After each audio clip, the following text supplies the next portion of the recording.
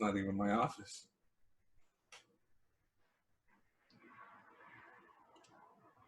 Still got debates on.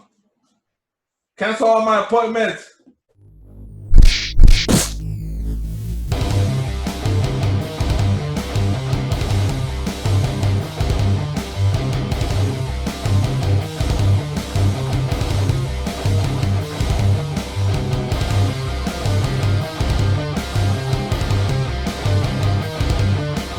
Welcome, ladies and gentlemen, to the Circle of Debate podcast, episode lucky number 7. 777. This is your host, the devious one, Ivan C., alongside with my two co-hosts. Of course, he is the hero of all heroes, and he is actually your hero as much as mine. Ladies and gentlemen, the American hero, Mike Lopez, ladies and gentlemen. Thank you. It's great to be here. Number 7. How did we get here so fast? Let's go. All right. And then we also got the killer of all killers.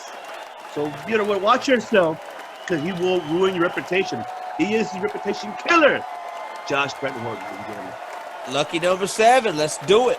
It's a podcast made in heaven. It's lucky number 7 tonight. That's right. Lucky number 7 tonight. Once again, we appreciate all our subscribers for tuning in and tuning in more. Now, what a hell of a wrestling week, especially, what happened this past Sunday. We saw already Backlash. Backlash was actually, I'll start off. I'll say Backlash for me was not that bad. Best match in the card. Obviously, Orton and Edge. But I'll get more into details of that. But let me go ahead and ask you guys how you guys feel about Backlash. So I'm going to start off with Mr. Killer. What was your thoughts about the whole pay-per-view Backlash, and what was the best match for you overall? Oh, man.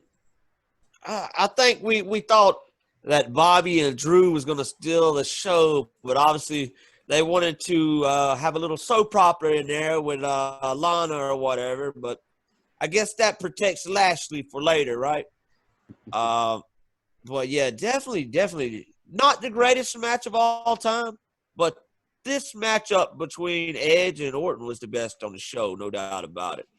No doubt about it. I mean, like, the old school feeling, the Howard Finkel ring announcing it. Yeah.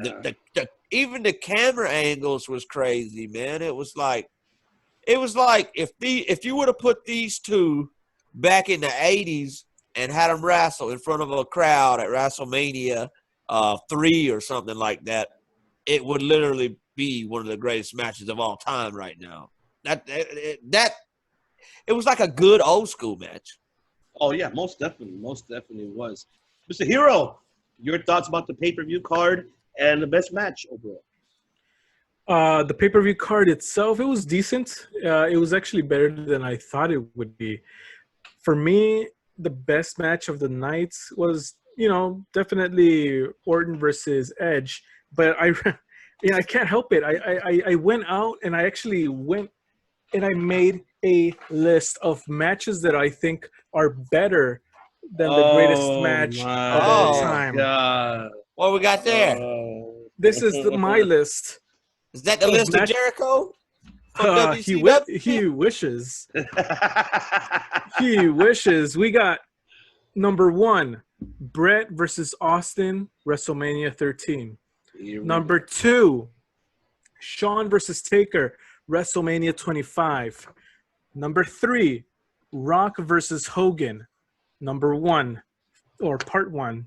The second one, I ignore it. Number 4, Shawn Michaels versus Kurt Angle at WrestleMania 21.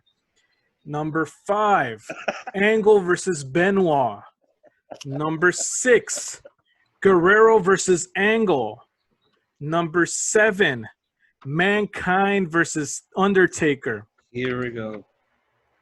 Number 355. All right. Hogan versus. I could keep going. No, not yet. I'm only halfway. Not yet. But yes, that is how much I don't think this was the greatest match of all time. I really believe that these guys are talented and they put on a decent match worthy of headlining any pay-per-view. You put Edge versus Randy Orton on any pay-per-view, they are more than capable of headlining. But in this one, to have that kind of billing of the greatest, I'm sorry, but it didn't land for me.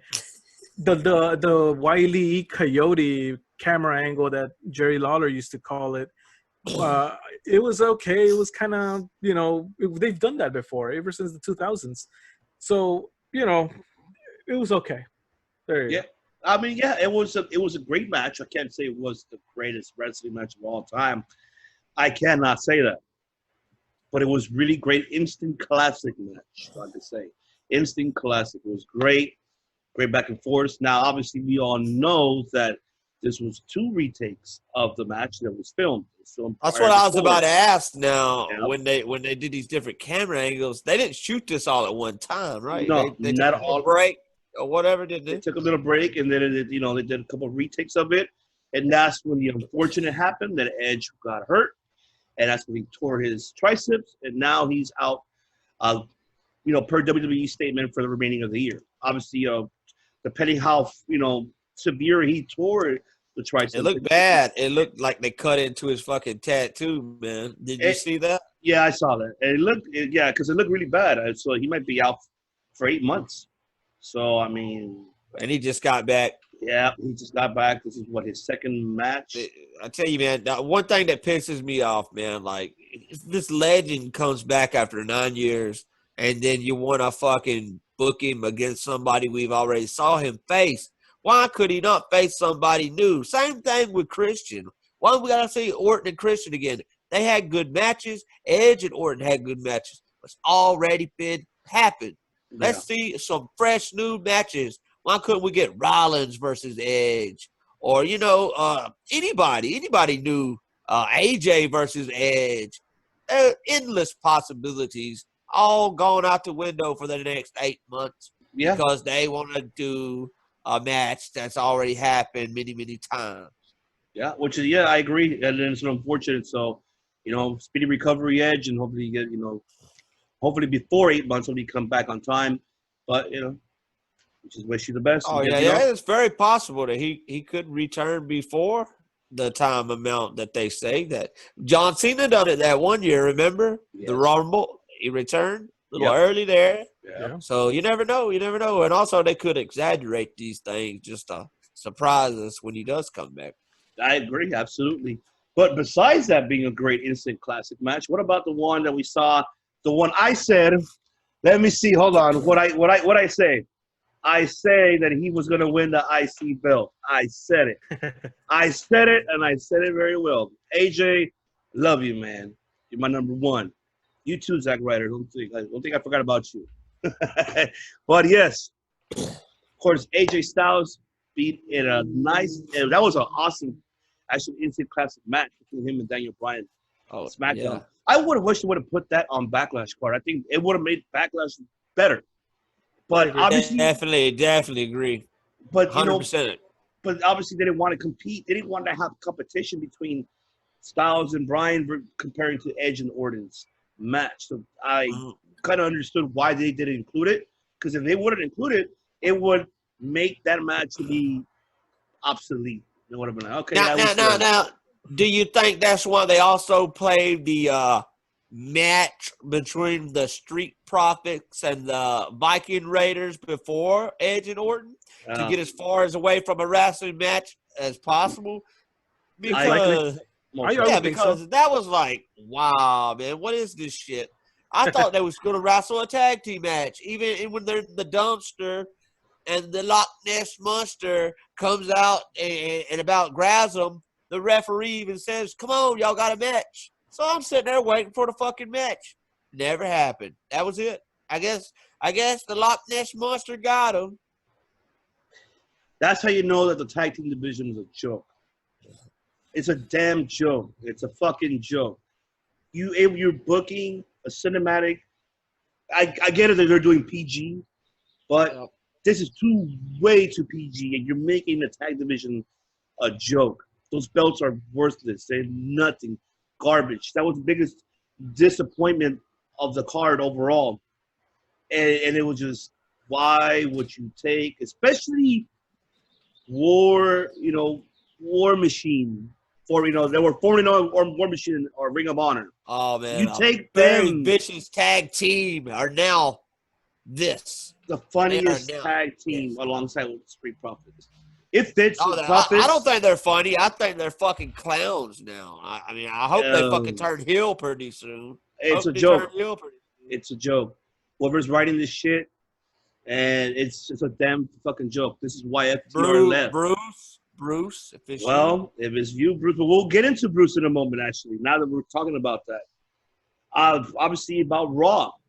We saw Raw. Obviously, it's a new Raw. No more Paul Heyman. So, before I even jump into the highlights, what were your thoughts about Raw, first of all? What would you grade Raw? Were you intrigued, or you were like, man, still? So I'll go ahead and ask you, Mr. Hero. Raw, yes or no? Or you were intrigued in a couple of highlights? Intrigued, probably not. Entertained, sort of. I like to watch Raw. I would have rather watched the highlights on YouTube this time. There's weeks where I'm like on the TV and it's great, and 3 hours of nonstop wrestling action there. It's great. But this week, I don't know. It was a miss for me. There's times where I sit through AEW or SmackDown, the 2-hour shows, and I am thoroughly entertained from start to finish. And this time, I can say that Raw was not that good. I wish I would have seen a better main event. I know that the Christian and Randy Orton thing was at the end, but they could have done better for a main event. So, Mr. Killer, your thoughts about Raw? I mean, like I told you, I believe earlier this week, I said I thought I was watching Raw talk for a minute, man. I mean, I believe this may have been a record for segments. Wasn't there's like 15, 16 fucking segments. And I'm sitting there watching all these segments. You see Flair with his daughter. You see Flair. You see Big Show. You see all these fucking segments. It's like, where's the damn matches at? It was like more talk and no action, man. Barely any wrestling fucking matches. And I mean, like, wow, man. I don't know what to think about it. What do y'all think about Rollins' new music? I just caught that. I don't know if you had it at the pay-per-view or not. Yeah, no, he had it at the pay-per-view. I mean, I like it. Yeah, I mean, it fits him. It fits him, and it does fit him very well. Rollins, I mean, it fits him, especially like that. The only thing that got me intrigued with Raw was Dominic actually showing up. Yeah. I think that's what really got me intrigued. I'm like, okay, I like that. He actually showed up. And we want to see Dominic. I want to see Dominic do good because we grew up watching that storyline between Ray and Eddie, and there little Dominic was, man. I'm telling you, man, if he does become a huge star in the WWE one day, he can go back and say that he actually made his debut when he was, like 10 years old or some shit? Yeah. I mean, wow, man. And I think he's done a great job, man. Look at the way he was able to sell Brock Lesnar, throwing him around like a rag doll. Look at the way he's been with this storyline. I seen him do the 619. I mean, so on Raw, we saw him come up from behind, attack Rollins. I mean, Dom, he's looking pretty good, man. Isn't he about the same age as Austin Theory, though? I think so. Oh, no, I think he's younger, though. Theory's 22? No, 21. I think he's 21. Oh, he's 21 now. Yeah. How old is Dom, though? I think he's still 19 or 20. Oh, no. He can't be 21 yet. I believe he's in his 20s, bro. I swear, I believe. Okay. I mean, but yeah, man, I want to see yet. him do good. I want to see him do good. You haven't seen him drink yet. No, Oh, he probably won't. He probably won't. He was raised like real religious. Probably raised him that way. You know. Yeah, I agree. But here's the one thing that I actually want to bring up because on that Raw, yes, it was Bruce Pritchard's Raw. You could tell there's already things that Vince is not liking. That not what happened on Raw, but what he's already implemented. One, you already see the teaser coming up, the breakup of Andrade and Angel Garza and Selena. You see that coming already. We all hate that, man. yeah. That's the one I hate because if you break that up, that's it. Andrade's gonna be done. Too done. soon. Too soon. Too soon. And then also. Who? Wait a minute. And who's supposed to be the fucking face? Do not fucking turn Garza the fucking face. He needs to stay heel. And I mean, Yeah. No, I see him as a heel, you know but I see Andrade turning as a face. I think Garza will be a heel. But then how does he go without Selena being his mouthpiece as a face? Exactly. That's the biggest question there because now it's like you're gonna now bury this guy. I mean, we're already seeing it little by little, and it seems that way because now Vince is now getting his way through Bruce. So Bruce is pretty much putting it in a different words to the stars. Okay, you're not getting this push, and it also means look at Apollo. I mean, we knew Apollo was he's gonna become a heel. I guarantee he's gonna become a heel. It's gonna happen. It's already getting that close that he will become a heel, be part of MVP's faction. I wouldn't be surprised. I would love that, man. Yeah, it's time for a change for him. And stop comparing it, people. Just because some black guys want to form a stable, don't compare them to the Nation of Domination. Like, that's stupid. I hope that they don't do that because that would be ridiculous. Why do you want to make a new nation version? No. Well, the good thing is they're not talking about what's going on now because they know if they talk about that, it will affect them very, really bad. Yeah. So they cannot even touch that subject at all. I'll tell you what, it would be a hell of a group. Lashley, MVP, Shelton Benjamin, and Apollo. Gotta make it happen. That'd be a great group, to be honest. I wouldn't mind it either. That's a great fourth faction group that I would not mind. You know? But moving forward with that, obviously the last thing on Raw is what I mentioned. Obviously, you mentioned it earlier. That about, with Christian and Orton segment, Ric Flair coming in. Yeah. You could tell Christian that they had to change the story. They had to change the script. Edges out. Yeah. Change everything, what they had planned. So now they had to involve Christian. And, we discussed it about earlier before the show even started about seeing Christian at Extreme Rules. He might come back. How you said, Mr. Killer, he might come back and actually. Yeah, actually, Booker T said that. Oh, yes, right. Booker T just said it. Yeah, Booker T said it. Christian may wrestle at Extreme Rules, and it makes sense. I mean, when we saw Edge retire for the first time, who was it that picked up where he left off? It was Chris, with the feud with Alberto and then with Randy. So, I mean, here we go again. Christian's picking the feud up again. And at least Christian, man, at least this time he finally gets to know if this may be his last match. So yeah, definitely. I mean, we'll see more to come. With Bruce, what he does with Raw. But what I'm frustrated of, and I'm pretty sure you guys can agree with me on it before I move forward with this. I'm just frustrated. I'm pissed off that you're not using it. Now, where's Aleister? Where's Aleister Black? Now he's gone. But it shows already there. That's number one. Exactly. Where is he at? Yeah, exactly. You haven't put him on. Where's Shayna Baszler? That's another one. Why she's not a contender in the women's division? Why do you not have her face Charlotte at least? Keep Charlotte out of the picture away from the Raw women's belt. Have Charlotte feud with Shayna Baszler. Why not? We haven't seen that one-on-one match at all. Another one, Ricochet. What the fuck is going on? You're not including Ricochet, like how you had him with Cedric in the tag team division. They can make the tag team division a bit more better and make those belt prestigious. This is the shit that fucking pisses me off. Like, what the fuck are you doing? What are you doing with these stars? This is why bullshit. It's bullshit. It's what it is, man. Yeah, Cedric and Ricochet was Paul Heyman guys, was they not? Yes, they were. And then because Vince didn't want, he liked them for a minute, and then all of a sudden he fucking changes his mind. Let me tell you something, Vince McMahon. Ricochet is one of the best fucking wrestlers in the world. You know who the fuck said that he is a future WWE champion, The Rock. So, I mean, come on, man. This guy is like one of the greatest athletes in professional wrestling. Yep. Formerly known as Prince Puma. I mean, come on, man. This fucking guy deserves to be in a more bigger spotlight. To me, he is the next AJ Styles. Yes. Hands Yes. down. Preach. Hands down. Yep.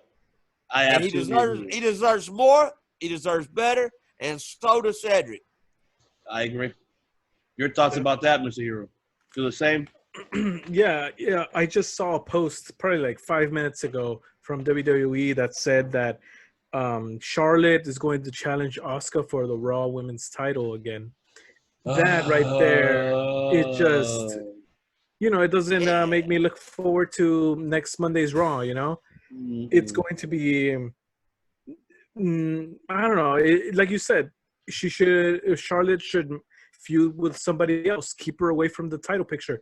Like we said last week, she should go to the tag team division. Exactly. Partner, build that up. We had Liv Morgan and Natalia team up, and then Lana comes into the picture with Natalia. Have them be a tag team, and then Morgan goes with Charlotte. Enemies become friends. Boom, there you go, WWE. We got yourself some solid tag teams for your division. There's so much more that can be done. She's not one-dimensional. They don't got no fucking tag teams, man. That's why Iconics, as soon as they come back, every time they get a fucking tag team title shot because they ain't got no other tag teams. Make Charlotte go to the tag team division now and put Alexa Bliss back into the singles division already. She could have so many feuds as a main eventer now. Yeah, maybe it's time for her to turn. Maybe it's time for her to turn on Nikki. Yeah. I mean, I agree. I mean, but we'll see the outcome of it. And so you mentioned that. I'm glad I didn't see that because I would have been pissed. I would have thrown my phone away. But pathetic. This is you see what you're doing? This is, even though we're loyal fast to you, but still, shit like this. That's why your ratings ain't going nowhere. That's why your ratings are always fucking down. It's going the down. Same old shit. But you know what? Shit.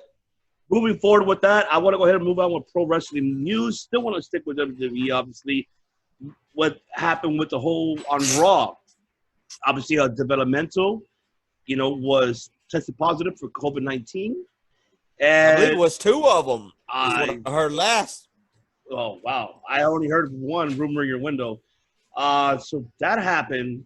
And obviously, a lot of the superstars were frustrated because of the fact that they want to continue, with the tapings, because they wanted to tape for at least 2 weeks ahead of time for both shows, for Raw, SmackDown, and NXT. So they wanted to do that. And obviously, this developmental, they didn't want to disclose his name. And also, there were rumors in your windows it was fans, but it wasn't fans in attendance. They cleared that statement up. WWE put a statement that it was actually friends and families of, from Metallic that were there. And also another discussion with that they were told that they didn't have to wear a mask. They just passed the question, a temperature test, and that was it. The biggest, I think that's another downfall that is happening to them right now, which I want to get you guys' opinion. Since we already know that WWE never does their testing at all, with the actual test of what AEW 20 cons that they do. They only do the questionnaire and a temperature check, a test. So now they started doing the whole real test as of, what happened on Tuesday. They started doing that so they could resume tapings following, for SmackDown and the rest of the tapings. So they should have done it since the beginning. Am I correct? So I'll ask you, Mr. Keller, should they have done it since day one? Started testing, like the real test, not questionnaires or temperature. I mean, does this hurt them a lot because of this? And that's why a lot of stars are backing from even showing up. What are your thoughts about this? Yeah, definitely, man. They should have started doing the real test from day one. I mean, isn't AEW doing that? I see them with all the bands on. I mean, come on, man. And what's this shit with Kevin Dunn? Like, you're not a real fan unless you don't have a mask on. I mean, that's bullshit. I mean, I have my thoughts about the coronavirus. I'm like, with all the riots and everything, and everybody packed in there like sardines. I mean, we'll see from like a month or two from now if all these people sick and a bunch of them dies. But if they don't, then maybe the numbers are a bunch of lies. That would be the proof right there. But either way, even if the numbers is not a lie, even if it's not a fucking conspiracy, you as a performer still should want to fucking be tested to make sure you're safe, just in case this ain't all bullshit, and just in case the numbers aren't a lie. But I am glad that WWE are allowing the talent that doesn't want to be there to head on home and not be on the show, like we saw with Kevin Owens. Like, apparently he missed a taping as well.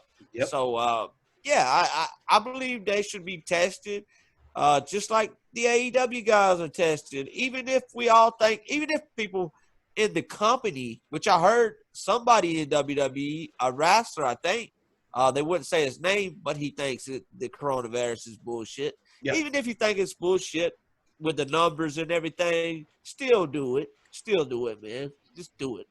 Yeah. Mr. Hero, your thoughts about it? Yeah, I mean, it can't be a money thing. They're the number one wrestling company in the world. They let go of over 40 people, wrestlers, staff, all sorts of people. They have the money to do it. They're just choosing not to.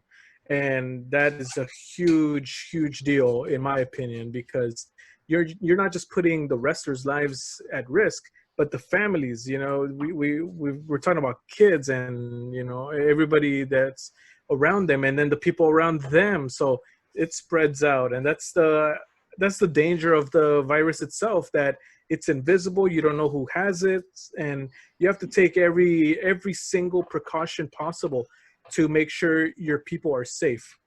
These wrestlers are traveling during these times to go to Florida to put on the show and make your show happen, and so that you can make the money.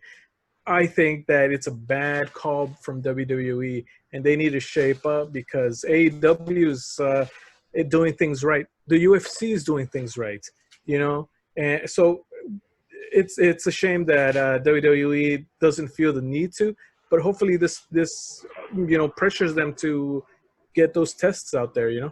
I definitely agree. That should be already, since day one. They should have done it. Like how you said, UFC, AEW is already up. They've been ahead of time. Like they're ahead of the game, so they know what they're doing.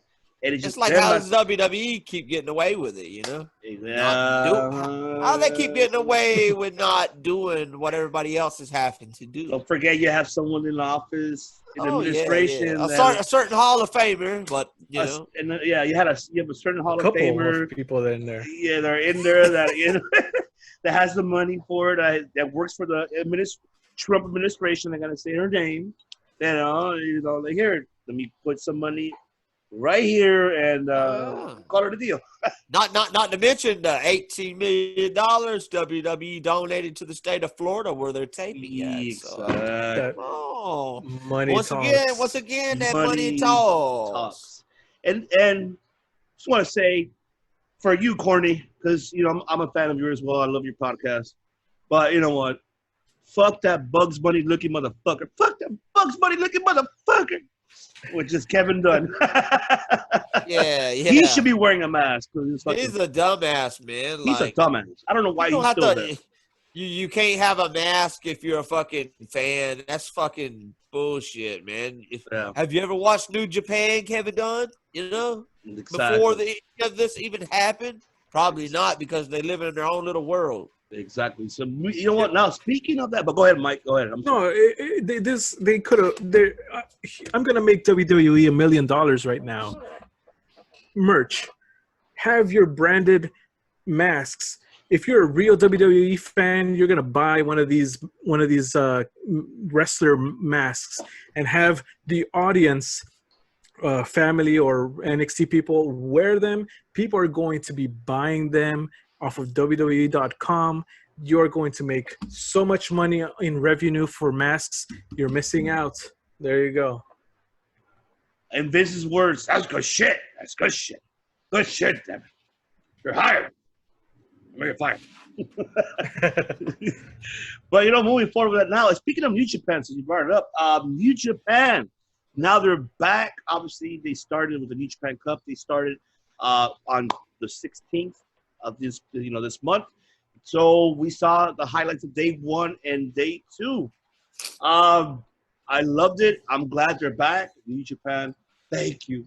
You're saving the wrestling world because we needed something fresh again. And I'm hoping that NWA comes back to in Ring of Honor. Hopefully there'll be another, 2 promotions, and I would love to see more as well. But I was intrigued with day 1, day 2. I was impressed out of the tournament, out of the matches. I was really impressed more, with Ishii versus El Desperado. That's a heavyweight versus junior heavyweight. And that Desperado put up a good match. I think that was like one of my favorites out of day 1, day 2. And the other one was Okada getting his revenge on Guido. Finally, he finally got him. It was good. He sold a lot of shit, that taking the brass knuckle punch and selling the tools that he had around all over him. Like, I enjoyed it. I really enjoyed those matches. I really enjoyed those 2 matches out of the day 1 and day 2. But I'm glad to see New Japan back. And so I'm going to start off with you, Mr. Killer, once again. What are your thoughts about the New Japan Cup and it's back, day 1 and day 2? What do you think? Like I said, man, I'm glad that it's back. I'm glad New Japan's back. Usually I only watch all the big pay-per-views, but I'm excited with this tournament to see how it turns out, and everything with it. Suzuki, oh my God, man, what a beast, man. I mean, come on, man. I love that guy. I keep thinking the guy that he was facing, his name. I'm trying to think. With the blonde hair. Yeah, I know. I forgot his name too. It's hard last name. But that was a stiff match. You could tell. Yeah, that was 2 fucking warriors going at it right there, man. I'm looking forward to watching more of New Japan because we all know, like, from watching the matches from the big pay-per-views or whatever, these guys go out there and they put on, like, the best matches in the world.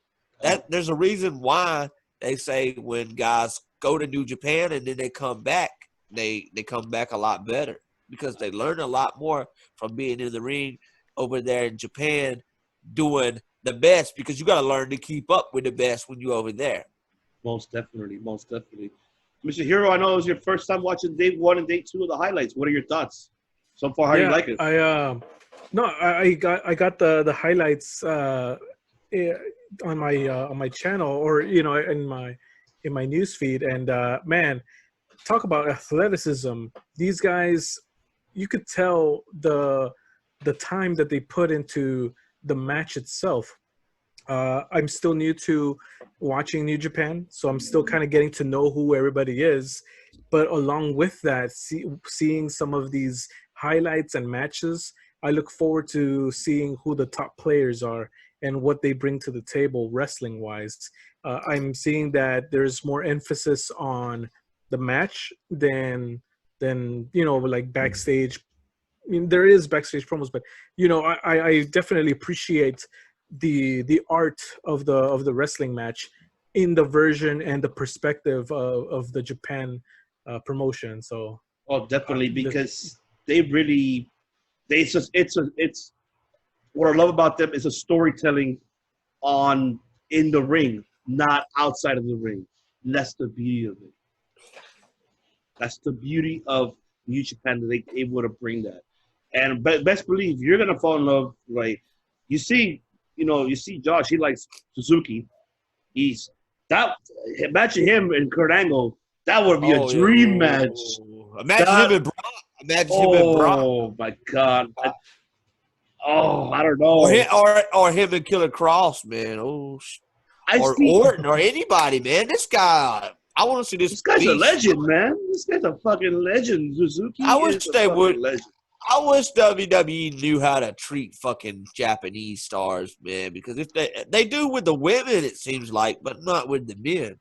You ever notice that? It's Well, like yeah. Asuka, Iho, Not Carrie. Not Kyrie though. But she was tag champion, remember, and NXT Women's Champion. But she should have been a So, singles competitor and have her go to SmackDown. Let her go local. Let her go for the SmackDown. but yet, have you noticed though? Like after out of all the years, like the women, the Asian women, they seem to get treated a lot better than the Asian men. You know, because Vince knows that if he lets go of these women, that's a wrap. Because they'll go to AEW and they'll dominate that division. They will bring domination. He should be treating Nakamura better too. Nakamura is another one, another legend who's I think 2-3 time IWGP heavyweight champ. Yeah, He should have. He made that title prestige and the IC title prestige as well for New Japan. And look how he got treated. He should have won the belt against AJ at WrestleMania. but we got to hear him. We got to hear him called the artist. The artist. No, we don't want the fucking artist. We want the King of Strong style. We want the fucking King of Strong style. Definitely. Well, we gotta do WWE soft style. Exactly. I mean, other than that, speaking of how you speak about Asuka, I mean, obviously there's reports that Vince, obviously, she's safe. We know that she's safe for sure. Oh yeah. So Vince had highest praise for her, but I'm not convinced though, because prove me wrong. If she needs to beat Charlotte, she beats Charlotte, then I'll be convinced that she's safe. But if she loses to Charlotte, I'm gonna walk out. You know what? I'm just gonna next episode. What you gonna do? I'm gonna talk shit. All I'm gonna do is talk shit and talk shit, and I don't know. I'm gonna be mad. Oh, by the way, ladies and gentlemen, I forgot when we was doing the Backlash review. Last week I told everybody in the handicap match, if Braun did not retain, I would take off my shades and my hat. Well, we see my shades and my hat is still on because I told you the WWE title will not change hands in a handicap match, even though they tried to fuck me over and change the rules at the last second. Did they not? Oh, the one guy. They heard you. They said if one person gets the pin, they're the champion now. Like, what the fuck is that? Yeah, they heard you, all right. One more thing before we move forward. One more. Now, this is the question that I would love to ask both of you guys. Now, Vince's high praise on Garza. He's comparing him to the next Eddie Guerrero. So, Mr. Hero, I'm going to go with you. That's a big statement word that he's saying. Do you agree or disagree with Vince on that? I see it. And I've thought about it even before hearing this. This Angel Garza guy, I see the Eddie-ish charisma. And he's good in the ring. But man, those are big shoes to fill. And it's something definitely that should not be taken lightly, given Eddie Guerrero's Hall of Fame career. And, it was cut short. And could you imagine how more prestigious his career would have been if he would have, still been around? But, for Angel Garza, that is a huge, huge compliment. And I am curious to see who's going to come out on top from that rivalry between Andrade and him. Andrade still hasn't convinced me all the way as far as the main event status. Angel Garza, I still need to see more of him, but man, I see it. I'm not gonna say I agree. There's a difference. I don't agree 100%, but I see it. There, Mr. Killer, your thoughts? I mean, we all know there'll never be another Eddie Guerrero. There'll never ever be another Eddie Guerrero. But yeah, I done the poll last night on the Circle of Debate Twitter page, which, by the way, you can follow at Circle of Debate on Twitter. I did the poll, and a lot of people seem to think Sammy Cabrera is more the next young Eddie Guerrero.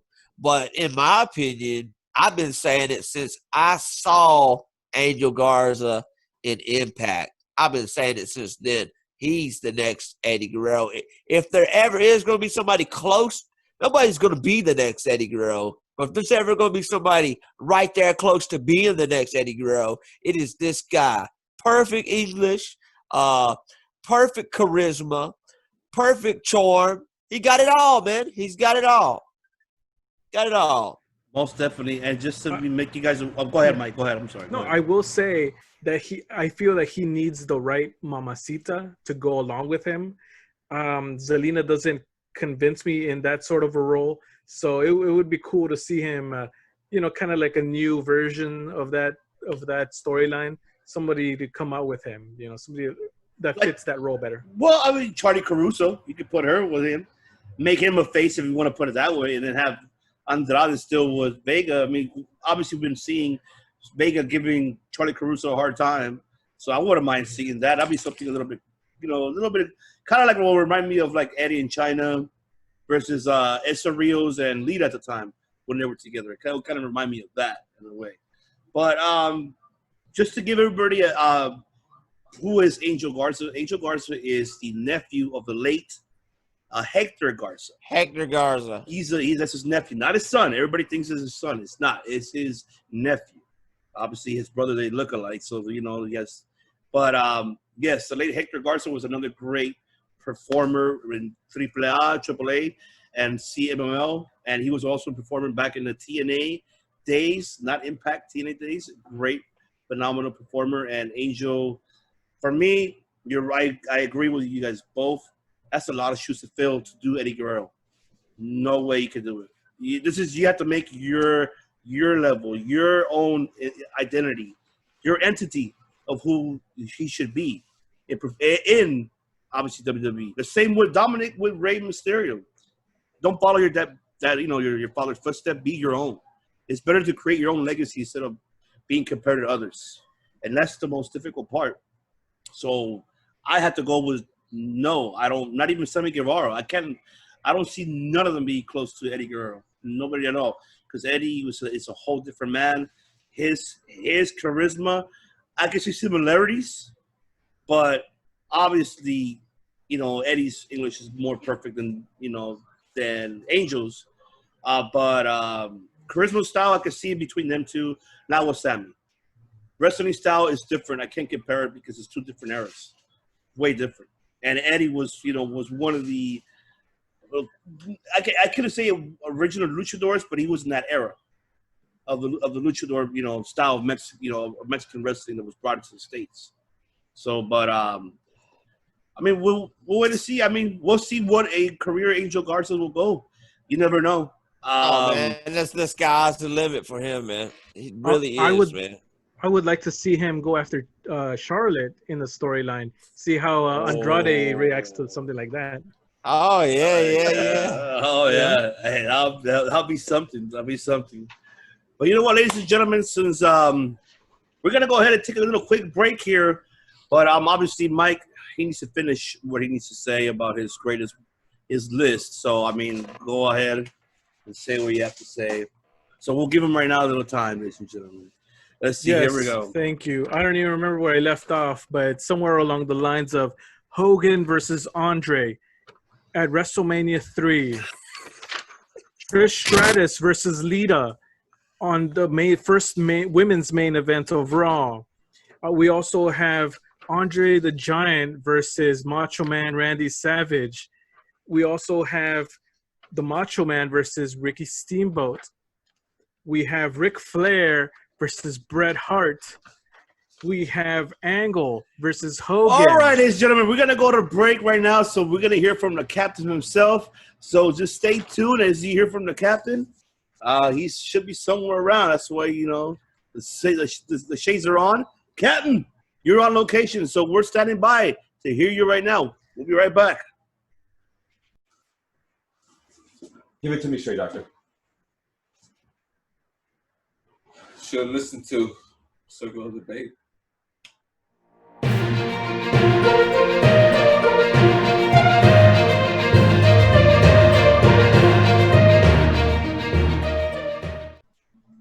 Rock versus Cena, WrestleMania 28 and 29. Cactus Jack versus Triple H, Royal Rumble 2000, Goldberg, all of them. Melina versus Alicia Fox. Okay, we're back, ladies and gentlemen. Hold on. Oh, wait. Oh, my God. So, excuse me for the break. Oh, my God. It was just a long list. Wait a Oh, minute, my wait a God. minute, wait a minute. Was he still going? I fell asleep, man. Yeah, he kept on going. I mean, Still got oh, plenty my more. God. Plenty Oh, more my where God. that came from. Thank you, Captain, for the broadcasting. Wherever you are, Captain, we salute you. Mr. Captain AM PM. Thank you very much. We appreciate you. All right, moving on forward, ladies and gentlemen. I want to go ahead and move forward now with NXT. I want to go ahead and move on with NXT now.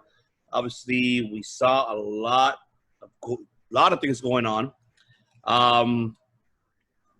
We actually saw basically a triple threat match announced for next week's NXT. Yeah. The winner for the North American Championship between obviously Finn Balor, Gargano, and the North American champion Keith Lee. The winner of that will go ahead and face on Adam Cole at July 8th NXT program. Winner takes all. I feel this is a competition against AEW since their Fighter Fest is July 1st and the 8th. So I think that's the only reason why they're doing this. So I'm going to go ahead and ask you, gentlemen, who do you think is going to win and who's going to take it all? So I'll go ahead and start off with you, Mr. Hero. Who do you think will take it? Man, that's a tough one. I'm split between Keith Lee and Finn Balor. I wish that Finn would win and then go on to win the NXT title. But my gut tells me that Keith Lee is going to win this triple threat match and go on to face Adam Cole. And ultimately, Adam Cole going over. But, man, can I honestly say that I enjoy NXT more than Raw? The storylines, just this match or this announcement alone was enough to captivate my interest. I am looking forward to next week for NXT. Let's see what happens. Mr. Hero, Mr. Killer, what are your thoughts? Man, I think this will be won by Keith Lee, and I mean, obviously, if he does get the title shot or whatever, it's going to be a little bit of getting crowded there because I believe the Karrion Kross, Killer Kross, even Adam Cole said it. We know if we fuck up, who cares? Adam Cole fucked up too. Karrion Kross, he's been wanting that title too. So I mean, and Keith Lee's trying to get in his way of getting what he wants. So maybe Karrion Kross don't take too kindly to that. And in the end, he cost Keith Lee his chance at the title, and maybe then we see a feud between Kross and Keith Lee, and then Adam Cole rides off into the sunset and feuds with somebody else later on, baby. Who knows? Who knows? Could happen. Well, yeah. I mean, for me, it's too soon for Karrion Kross to even try to get a title shot. That's what I'm saying. Maybe He cost Keith Lee that opportunity, and then from there we can see Karrion and Keith Lee have a feud for a little while. Oh yeah, I wouldn't mind seeing that either. I wouldn't mind seeing any type of feud that he has. But I mean, this one is tough. I'm with Hero on this one. It's really tough on this one. I don't know, but I'm gonna have to choose one. So I see Keith Lee. I see Keith Lee going all the way. Yep. And actually winning the whole winner takes all. Bold predictions. I think it's about his time for him to get it, and I think he's the right person to do it. I would love it. I would love it if he did win. I would love it because I followed his career since the pro PWG era. Hell yeah. I'm with Keith Lee 100%. I'm a big fan of his work. I would love to have him to go ahead and win he'll be the first ever North American and NXT champion. He'll be NXT. He'll be that. I cannot, I'm looking forward to that. And obviously we saw the main event of NXT. We saw the Women's Tag Team Championship. Saw Bayley Sasha versus Shotzi Blackheart and Tegan Nox. It was an okay match. Not too intrigued. Well, Io Shirai came out of nowhere, and beat both of their ass. This is my NXT. Like, So, what's I going mean, on with that, man? They're going to start a fucking feud now? What's That's going what I have a feeling about that I wanted to ask you both, thoughts about this. There's rumor in your window it might be Sasha versus Io Shirai for the NXT Championship. So I'm going to start off with you, Mr. Killer. What are your thoughts about that, if that does happen? Well, I mean, they do need their big stars over there at NXT, to keep up with the AEW and their big stars. So, I mean, now that Charlotte, went on about her business after she lost the title, maybe we do see Sasha or maybe even Bailey. No, I don't think Bailey. Maybe we see Sasha go challenge for the title. Why not? Is there anyone else feuding with Iho right now? It should be Rhea Ripley, but obviously it's not going to happen anytime soon. Or Yeah, Charlotte. so- It should be Charlotte. We want to see another Charlotte match, too. But I want to it. see. I don't see it either. So I don't know what happened there. But they don't like to tease matches that ain't going to happen. So obviously they done this for a reason.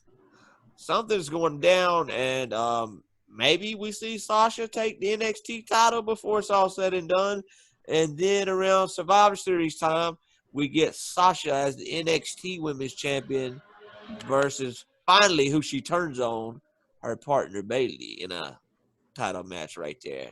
Maybe not a title match, but a champion versus champion match could happen. Don't forget Asuka.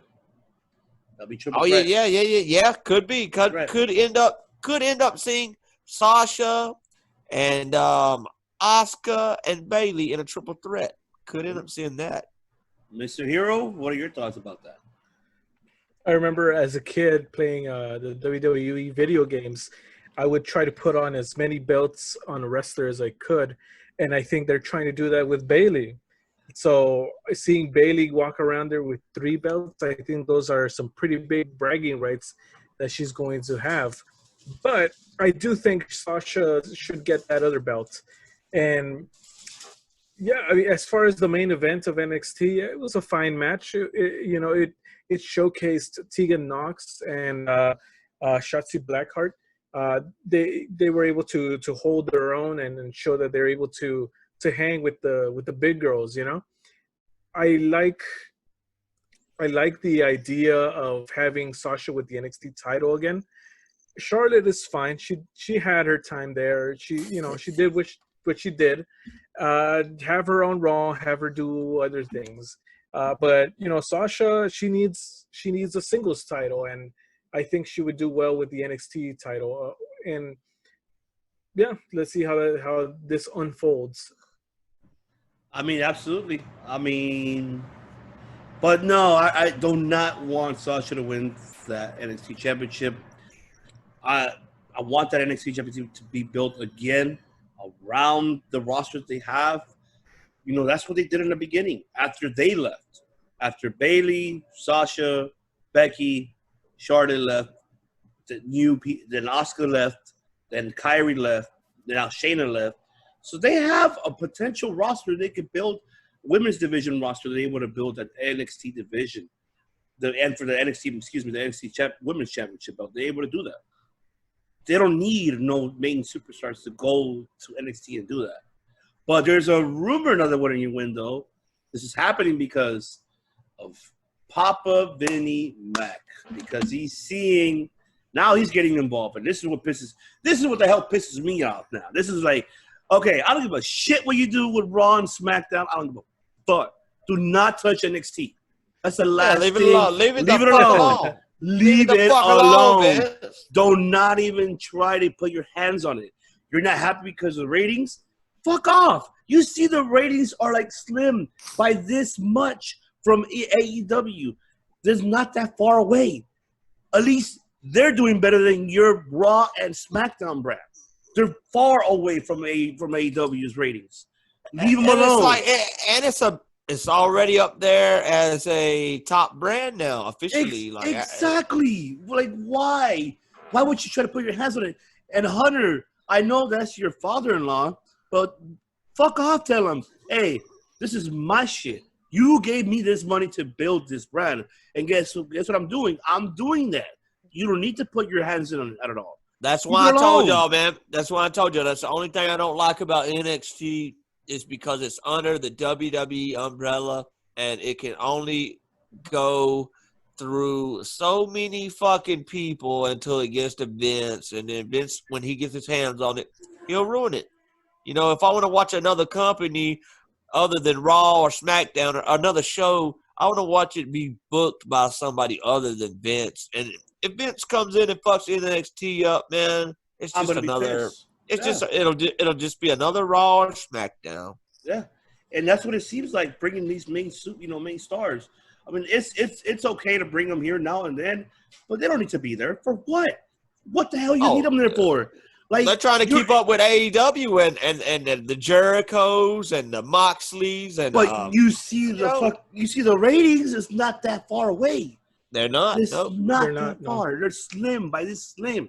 They're not. I'm telling y'all right now, that fucking Orton and Tommaso, that may be a work. I don't know. Hey, like how you said last week. I mean, I wouldn't mind seeing Orton going over there to start that. I wouldn't mind. Why not? Like I said, like here now and then, it's not a problem. But Let me ask y'all this right quick. A little bit of fantasy right here, but what if it did happen? Randy Orton, NXT champion. It makes no fucking sense for me to do it. What if he just went there?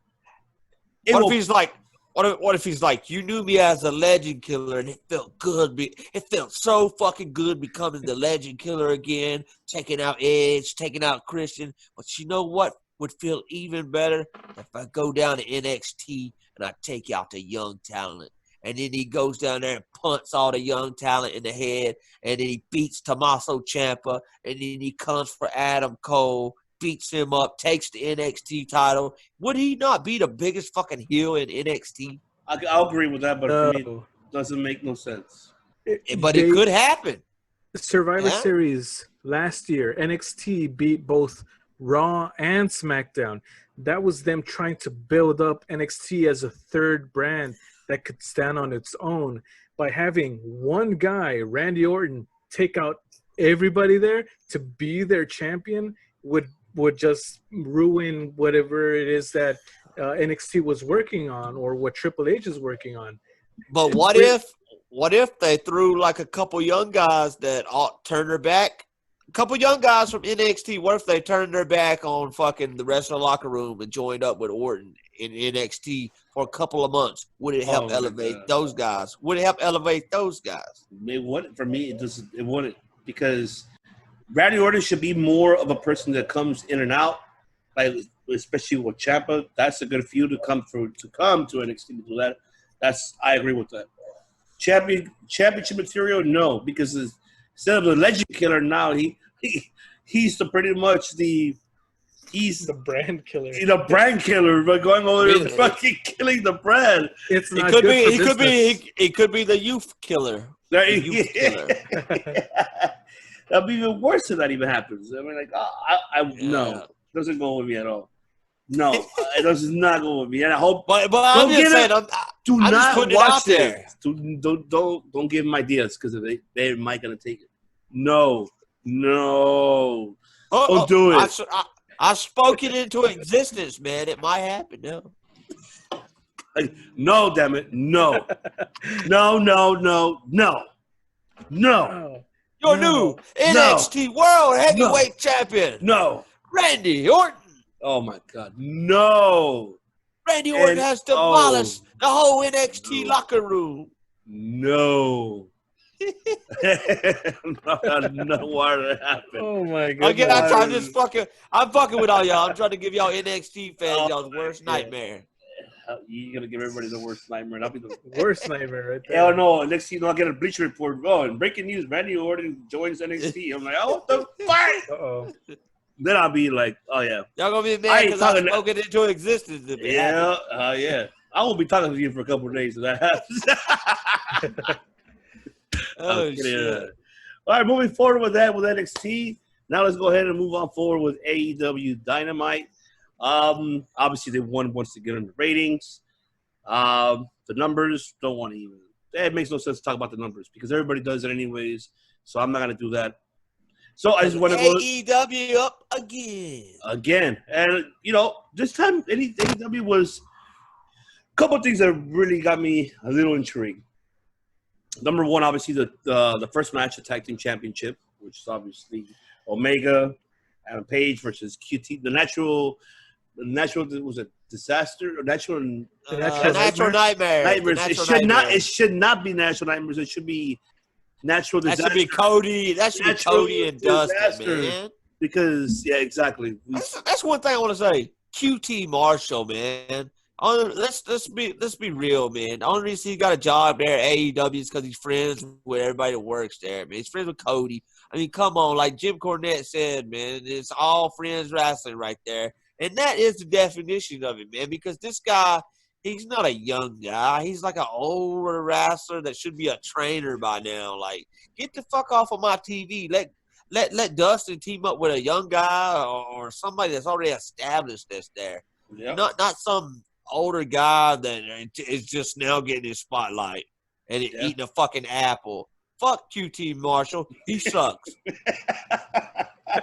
Yeah. I mean, the same could be said about, forgive me if I step on any feet here, but the same could be said about The Undertaker. The guy should be training people by now. What? I mean, what? Oh! Wait a minute. Wait a minute. Having 5-star matches. What are you talking about? He should be training the young bucks. For one, the Undertaker could never train anybody to be as great as he was. It's not gonna happen. No, he couldn't even train Nathan Jones, for God's sakes. Nobody could train. Oh no, Nathan Jones. No, Nathan Jones, man. He had the look, he had it all, but he just couldn't make it. What I'm trying to say is that both companies have their veterans that are still sticking around in the spotlight. Well, I don't know much about this QT Marshall guy other than I think he should change his name and. He should go back to catering and fuck off. That's what he should do. I mean, this guy was whatever. I knew the outcome of the match, or at least, I predicted it. It was okay, I guess, of a match. I was more interested in the women's thing going on there, where Allie and Brandy are still kind of at odds and stuff, and that was more interesting than the story itself.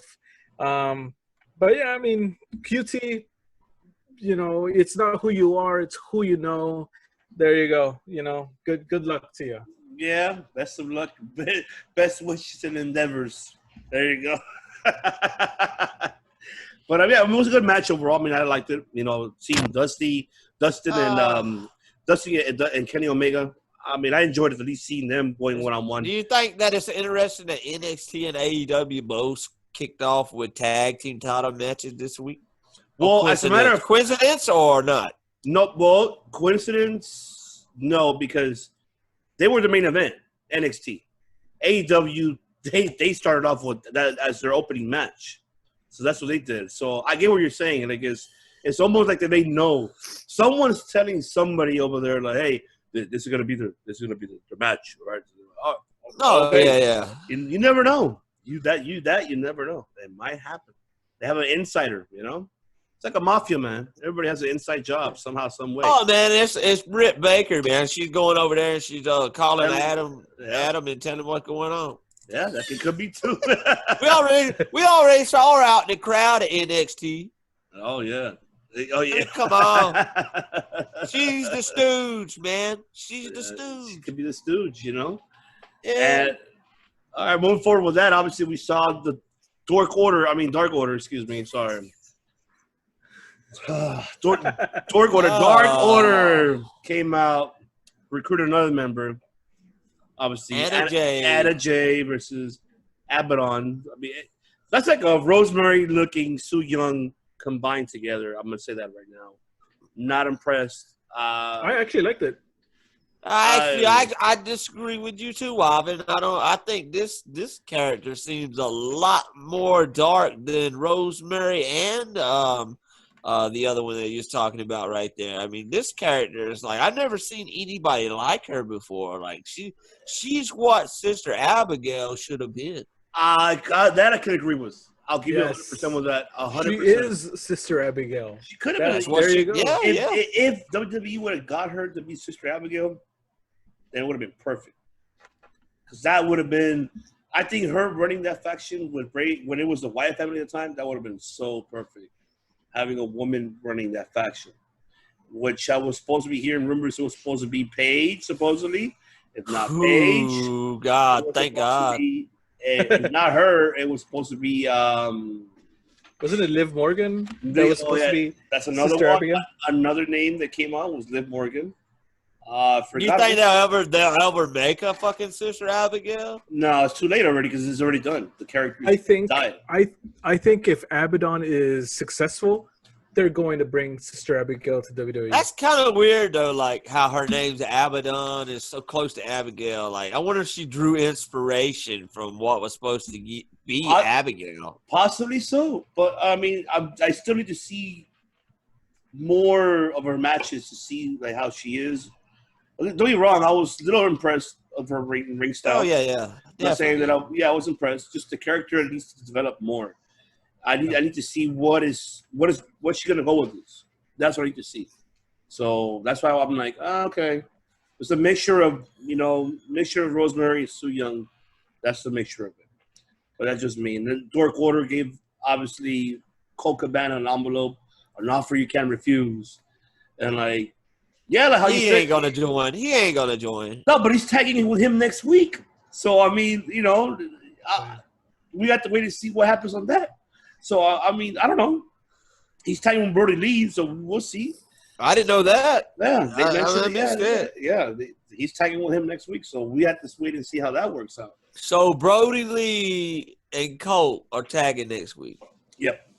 Wow. I didn't know that. We'll see how that happens.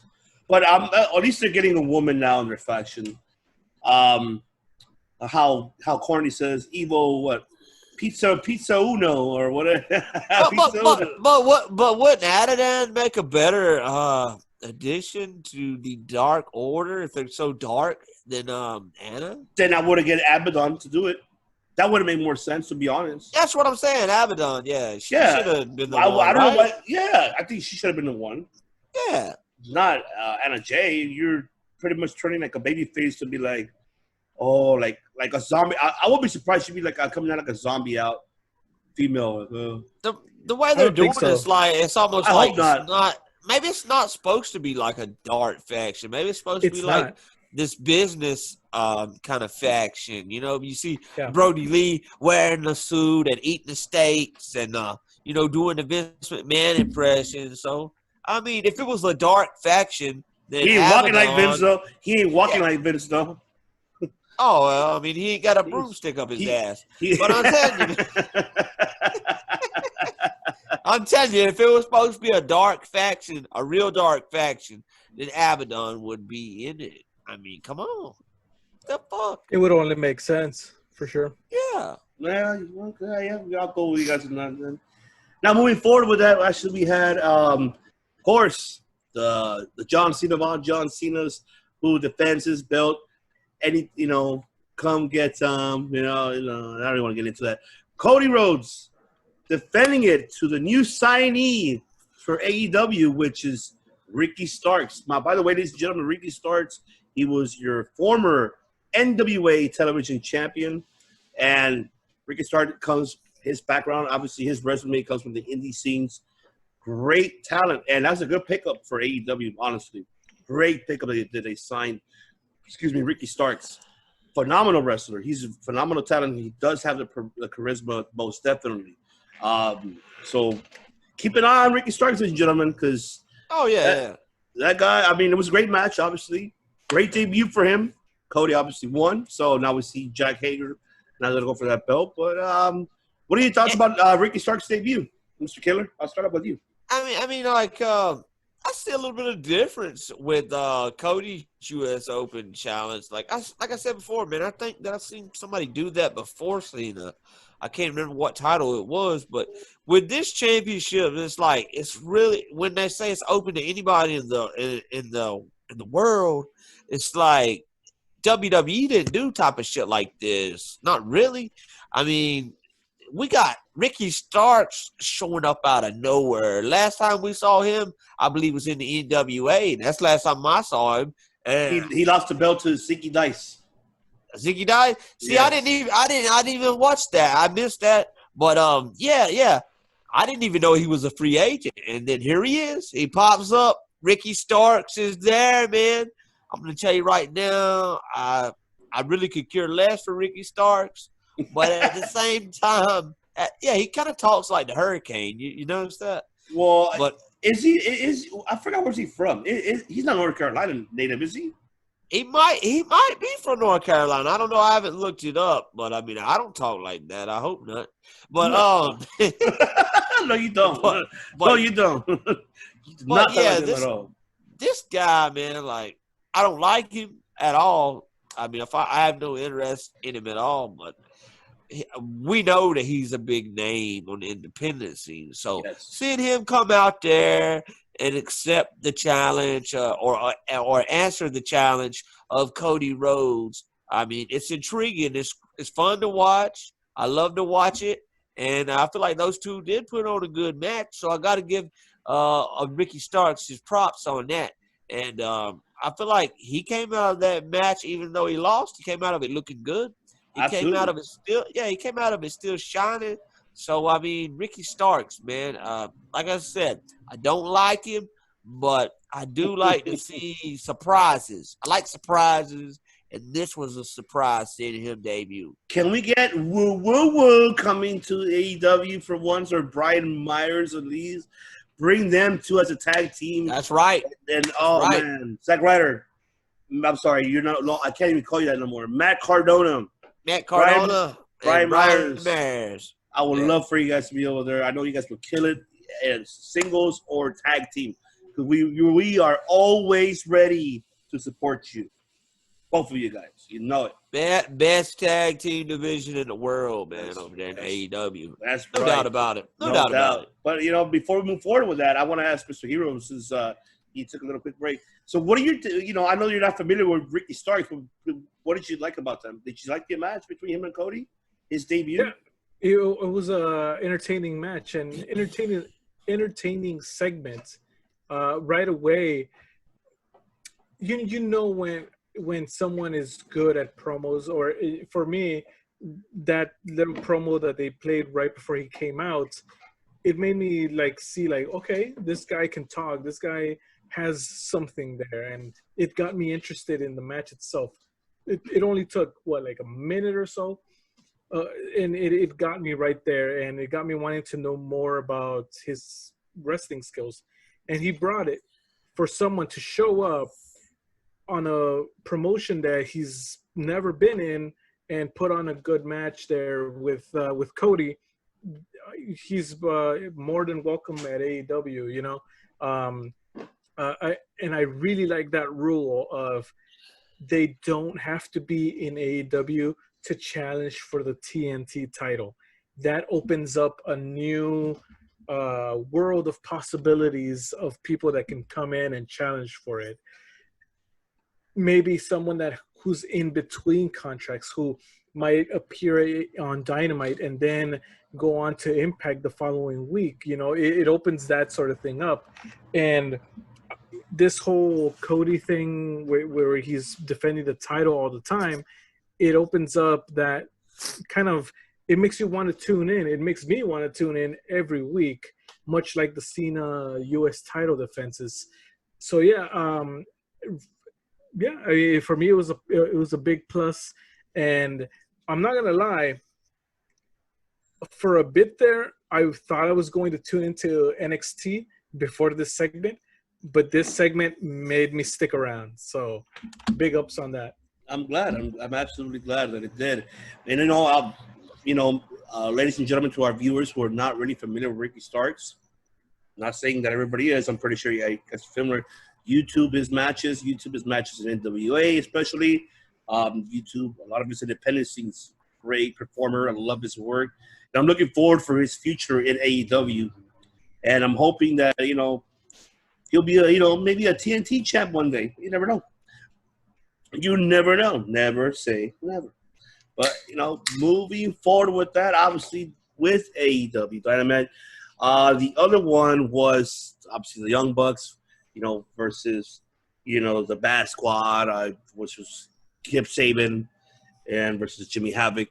Great match. Your typical Young Bucks, no, I'm not meaning it in a bad way at all before anybody gets offended, ladies and gentlemen. Great match. Typical great match. Good moves. I love it.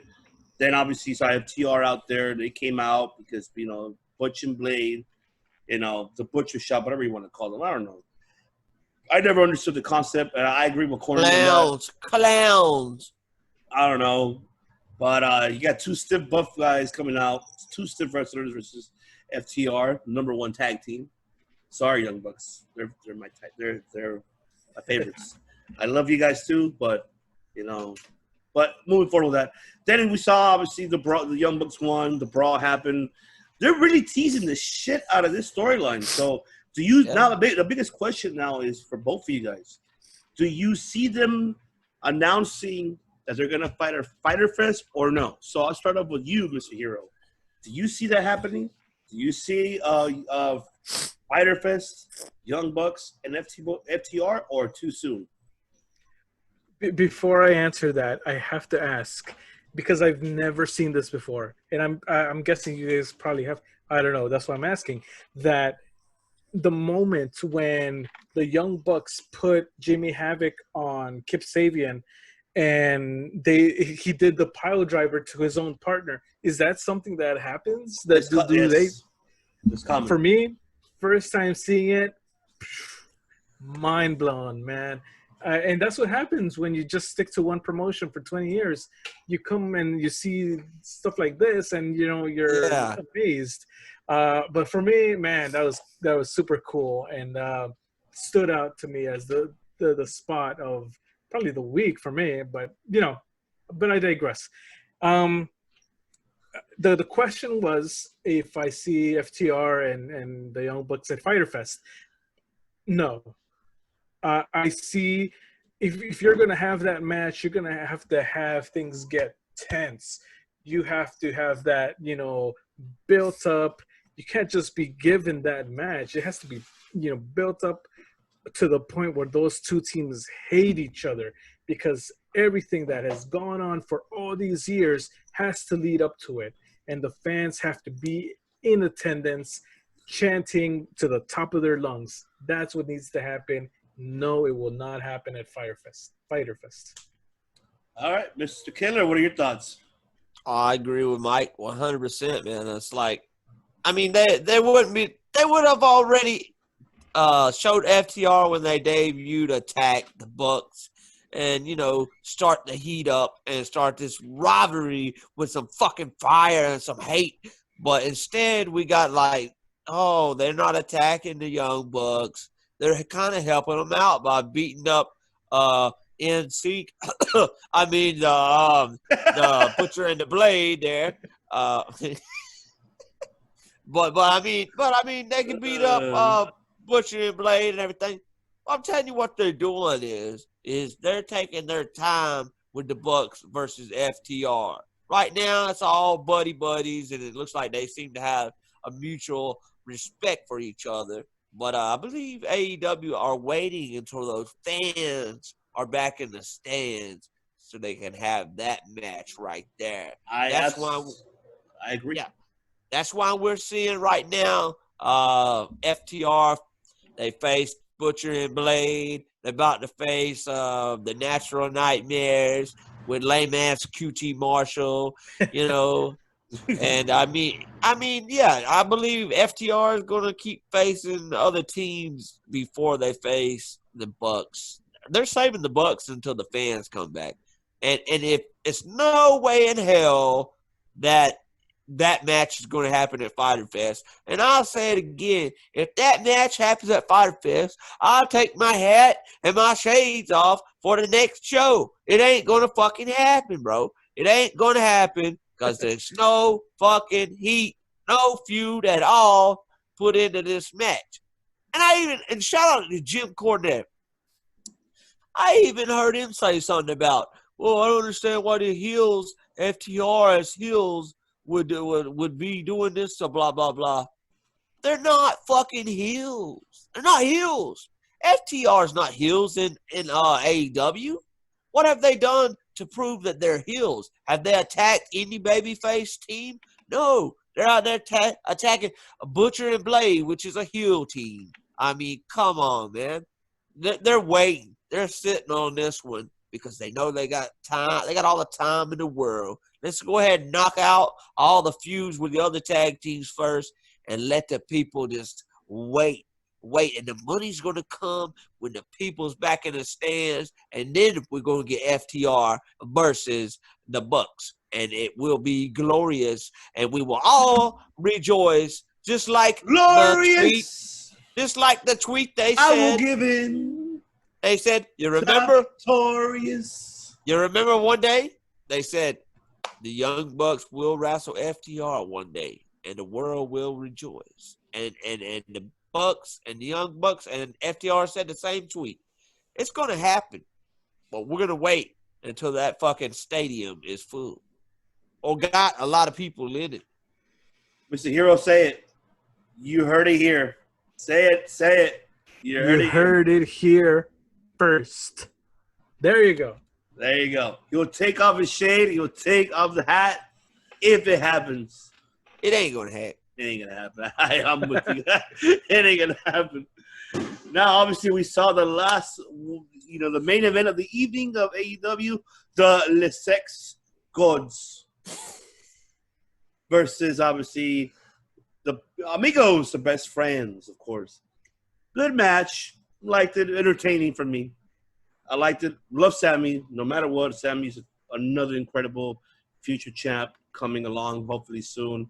I don't know why Matt's trying to get him away. If it does happen, that'll be ridiculous. You take away Sammy Guevara away from the inner circle, makes, no sense at all. Don't do that. Do not do it because it makes no sense. It does not at all. Obviously, we saw the best friends retain their number one contendership. And then we saw, obviously, who else did we see? The camera guy. Obviously, Orange Cassidy. And now it's announced that he's going to fight Jericho at Fyter Fest. So, I mean, I would ask you guys this question. And I'm going to start off, with Mr. Hero on this one. Do you feel with Jericho having these type of matches now with these young, stars that he's never had matches with? Is he doing the same thing like how Cody's doing, obviously building these stars? Where do you see this direction going with Jericho, obviously, facing new upcoming stars, especially, Orange Cassidy, that he just only known, obviously, because from his character and his wrestling ring skill. I'm not saying that they're not all, best out of 10. I would say 7, in my opinion, because I think there's more out there that he hasn't shown yet. But I don't know what's there's like something holding them back. I don't know. You correct me if I'm wrong. So that's why I want to go ahead and ask you first, because you're very familiar with Jericho as much as we all are here. So that's why I asked you first. So what do you think about that? Where do you see that direction going? I mean, if I were in Jericho's position where I may, what are we gonna have to get those shades off too? If I was Jericho, 25-year veteran, I would also be looking to face the top young talent. He did it in WWE with Kevin Owens, and whenever he comes back, or whenever he went back there, he would look for the new talent and have pretty cool matches with them. That's what he does, and I've noticed that about him, and I actually applaud him for that, because some veterans, I feel, they just stick to the people that they know. But Jericho goes out there and he really has an eye for talent and for the ones that are going to come up. And that really says a lot about him, because he gives them a shot. And not only that, but he shows the bright spots of who they are as wrestlers and characters. If you remember the last appearance he made in WWE was with Elias, a guy that he never had a match with, never before had any contact with. He could have been with anybody. He could have chosen to, appear with Cena again, but he chose somebody new, and that's what he always does. And that's great. As far as what he's doing here with Orange Cassidy, I think that it's great. As someone who, and I'm sure I'm not the only one that is starting to watch AEW and is getting to know all these new wrestlers and characters, for Jericho to go on and have this kind of a little feud with and it might grow to be a big feud with Orange Cassidy, for us to see new stuff from him, a new side of his character other than the hands in his pocket sort of thing. It definitely makes me want to tune in every week to see what happens next and to see how their characters both go. So Jericho's doing it right. And again, if I was to do it, if I was in his position, I would do exactly the same. Mr. Killer, what are your thoughts about that? My thoughts, man, is Jericho should be working with somebody else at Fyter Fest, not Orange Cassidy. And I'm going to tell you why. Because this gimmick is stupid, fucking sloth gimmick. Oh, you got to be fucking slow all the time. But then when it comes down to it, you break your fucking character and you got to be fast all of a sudden. And all of a sudden, sloth done got a hit of fucking steroids or adrenaline, like he done drank 20 Monster drinks and did some cocaine, and now he's ready to fucking beat the hell out of Jericho. You know what I mean? Like, sloth characters does not work in an aggressive sport like professional wrestling. It does not work. It can work because we've seen Orange Cassidy make it work, but not on a big level. You're about to go in there and wrestle Chris Jericho. What's he going to do? Stick his hands in his pockets the whole fucking match? You know what I mean? Or even if he does take his hands out of his pockets and get all pissed off and jump on Jericho, then it's breaking the character, it's breaking that gimmick. I mean, the gimmick from the start is stupid. From the start, it's one of the worst gimmicks in professional wrestling. I mean, shout out to the Red Rooster, but this might got you beat, Terry Taylor. I'm telling you right now. I hate to say it. Wow. I hate to say it. And shout out to what was the name of the fucking thing that came out of the egg at Survivor Series? Oh my The Gobbledygooker. The Yeah, Gobbledygooker. shout out to them too, because y'all both probably had a better gimmick than Orange Cassidy. I mean, this is ridiculous. What about Eugene? Oh yeah, Eugene, definitely another better gimmick than this shit. This is stupid. Oh, gotta wrestle with my hands in my pockets. There's a way you could do that and still be aggressive. You could show it off that you could do all these things with your hands in your pockets. What about Festus? Festus. Ah, man, I don't know. That's The a good bell one. rang That's a and good he, one. That was pretty dumb too. remember he wrestled the Undertaker? My goodness. On SmackDown. That was a good. You know what? It wasn't bad because. But at least he could be intense. He could be intense. And that was the first time Luke Gallows actually wrestled Undertaker for the first time. And Taker took him to school and that, like, hey kid, you know, and he was honored. And I love Luke Gallows. Luke Gallows is very humble, man. Very humble cat. It was, you know, he was young at the time. He was in his early 20s when he was Festus, you know. So, hey, hats off to him, man. He did a great job. I even heard the story, man, that when Luke Gallows got signed back to WWE, like Vince McMahon didn't realize that he used to work there. Yeah, he didn't want nobody to know. He didn't want nobody to know. Like he told Carl Anderson and all of them, don't say nothing about it. Don't say anything about it. Just don't mention. Oh wait, he can make him again a Festus. That's what he's like. No, he'll change his character. But yeah. I mean, as for Jericho, right quick, man. I mean, Put him against somebody else, man. Put him against another young talent, man. Why can't we see Jericho versus somebody like Kip Sabian or anybody else, man? This fucking Orange Cassidy, man. He's a great wrestler. We've seen him wrestle. We've seen what he could do. But this gimmick, man, he needs a new gimmick. I get where you're getting with it. I know because you're a corny fan, and I'm a corny fan too. I'm not hating on corny. I mean, don't get me wrong. I know I get the whole Outlaw Mud Show talent. I get it, motherfuckers. So I know I get it, but I don't mind it because I think it kind of will help Cassie a little bit. But I actually would rather see Jericho and Jungle Boy. Do you see Orange Cassidy I'd rather being a see world Jericho champion? and Jungle Boy. Do you see Orange Cassidy being world champion with this gimmick? He don't need it. He doesn't need it. It's like, put yourself an example. It's like Ted DiBiase. Why he never got a singles belt? He only got the tag team belt, right? No, he bought the world title, but his $1 million championship. But he never won it. He didn't. Why? Because he did not need it. Because his characters developed so good. Because he was a $1 million man. He didn't need to win no belt. He needed to win the WWF championship at the time, or the Intercontinental. He only won a tag team with IRS, which was a great tag team, by the way. Another one that we did not mention on the top 5. Another honorable mention. Great tag team, by the way. But yeah, that's an example. Like Orange Cassidy doesn't need to win a belt, to be honest. He doesn't need to win anything. He just show up, put on semi-good matches, make the crowd love you. That's it. He doesn't need to win a belt. You know what I'm saying? Are you trying to say he's like the Boogeyman? Like Boogeyman never had to win a title to be over.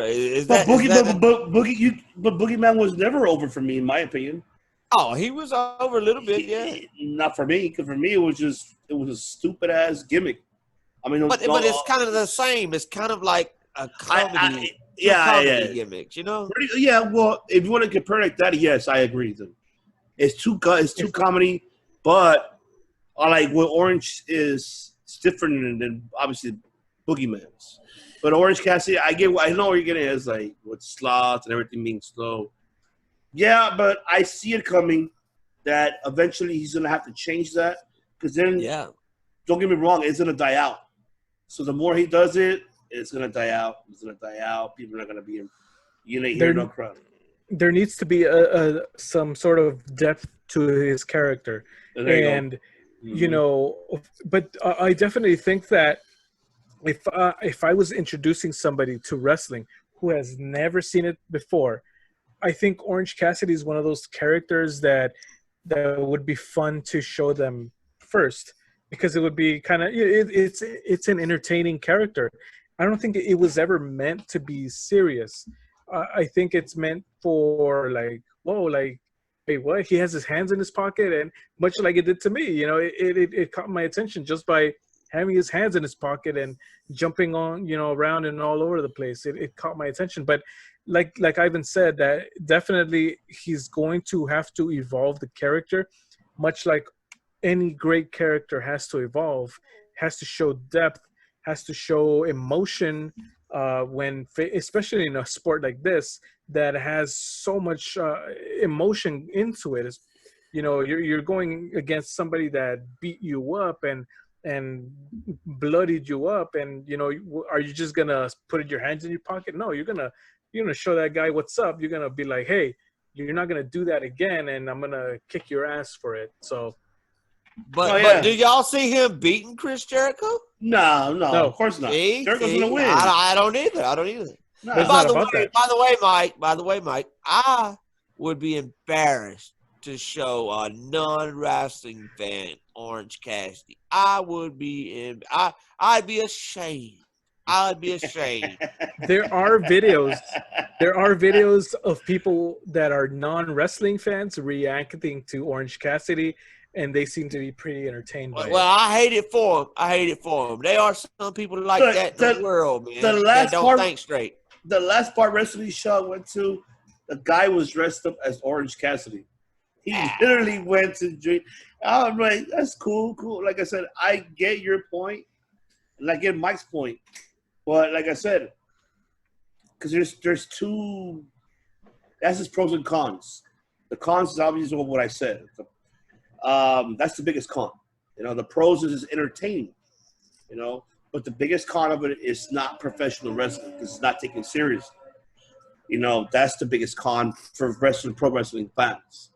People that are if they're used to entertaining like that, like WWE, for example, because I would say WWE was only the first ones to do that. And then WCW started doing it, and then, I go way back.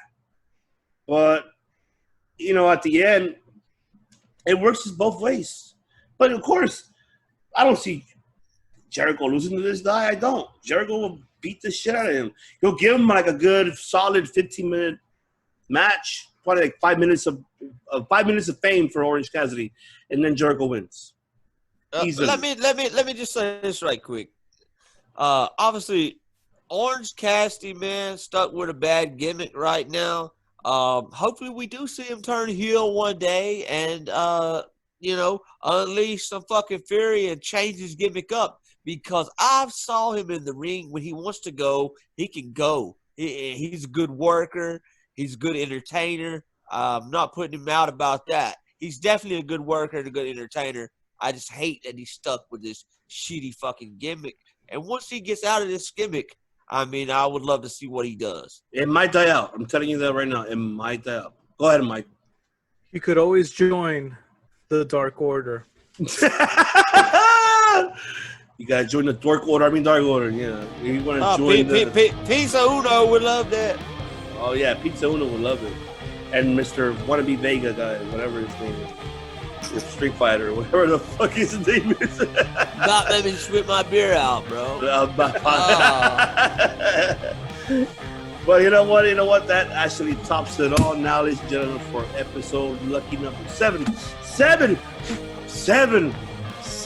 and gentlemen. I'm glad. Thank you so much for joining in this evening for us on episode 7. Obviously, we'll be back next Friday, so stay tuned, as we're going to go ahead and actually cover, obviously, the rest of the days of New Japan coming up, of the New Japan Cup, and obviously more pro wrestling news, Raw, SmackDown, also this SmackDown as well, which I forgot to mention, obviously, is the debut of Bro. So that's another one that I'm looking forward. What are they going to do with him? Who is going to be his first feud? But I'm curious to see, and so are you guys, so let's see how Matt Riddle's debut on SmackDown will become. Obviously coming up later today on SmackDown. We'll see on that. And like I said, also don't forget our top 5 this Sunday, which is the top 5 best female pro wrestlers from past and present. It was a hard one for all of us, so you'll see on Sunday. Really was. Really tough one. And we have a special guest for that as well. Hopefully if they arrive on Sunday, we'll find out if they are or not. And also mention for the next week's top 5 for week 8, we're gonna choose the best top 5 factions. That's gonna be the homework for you too, because I have mines already on lock. I have mines, and if the crowd knows what I'm talking about, they know. And you know who I'm talking about. But that's a big clue that I'm giving you. But there's a lot of factions from every other organization, not also from WWE, WCW, but also other promotions as well. But yes, ladies and gentlemen, once again, thank you once again for joining us. Stay tuned for Sundays or the top 5. And we'll see you next Friday. So once again, I am your host, Devious One. I will see alongside with the American hero of all heroes, Mike Lopez, and the killer of all killers, the reputation killer, Mr. John Horton, saying to you guys, good night and salud. Salud. We'll see you on Sunday. Good night, everybody.